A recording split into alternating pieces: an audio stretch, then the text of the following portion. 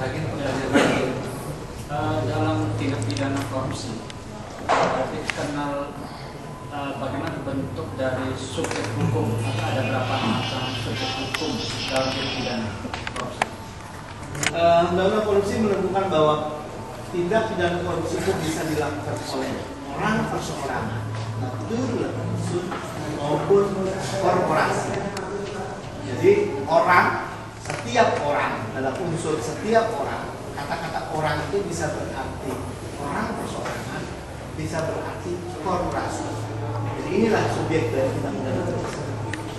Kalau kewajiban untuk membayar sesuatu kewajiban negara yang merupakan tanggung jawab dari korporasi, lalu tidak dilakukan, apakah dakwaan itu ditujukan kepada korporasi atau kepada direktur, atau bagaimana perumusannya?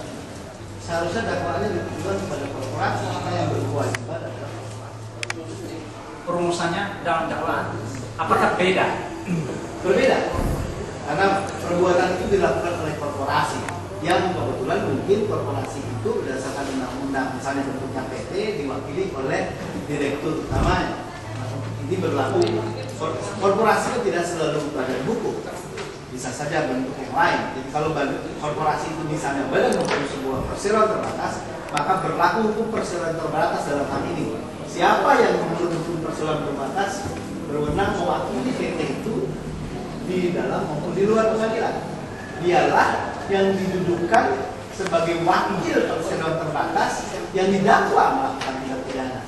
Yang kemudian seharusnya berbeda dengan ketika dakwaan itu diajukan kepada orang perseorangan, karena ada tanggung jawab yang berbeda antara orang perseorangan dengan direktur utama suatu perseroan terbatas.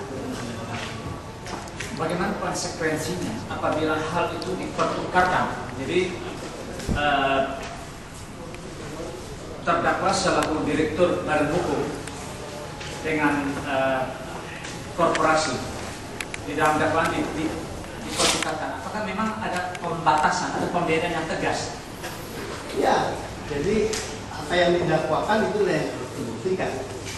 Lalu kemudian kalau didakwakan melakukan tindak pidana korupsi oleh suatu korporasi, tentu itu yang harus dibuktikan. Kalau ternyata yang didakwa adalah orang perseorangan, tapi yang ternyata terbukti melakukan tindak pidana adalah suatu korporasi, tentu unsur setiap orangnya tidak terbukti. Unsur setiap orang tidak terbukti berlaku 191 ayat 1 KUHP.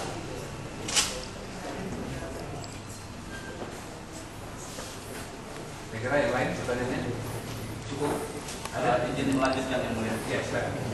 Saudara saksi ahli, terima kasih kami mengucapkan hari ini telah bersedia hadir untuk memberikan kesaksian terhadap terdakwa Tony Wong yang pada hari ini dihadapkan sebagai tersangka korupsi PSDHDR.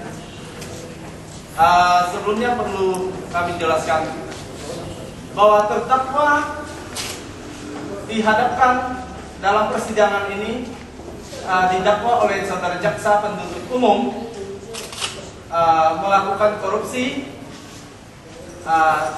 dan penerimaan negara bukan pajak. Yang ingin kami tanyakan, apakah utang PSDHDR atau tidak membayar PSDHDR, saya langsung konkret dan pertanyaan, termasuk dalam tindak pidana korupsi dan penerimaan negara bukan pajak? Ya, seperti tadi saya sudah jawab, itu masuk kategori utang negara.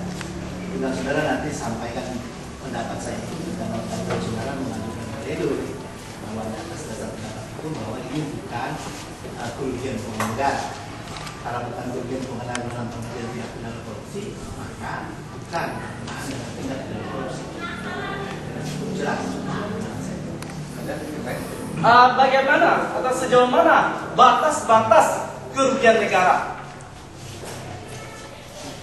Misalnya sampai sejauh mana misalnya suatu perbuatan yang dilakukan oleh seseorang itu bisa dikatakan telah menyebabkan kerugian negara.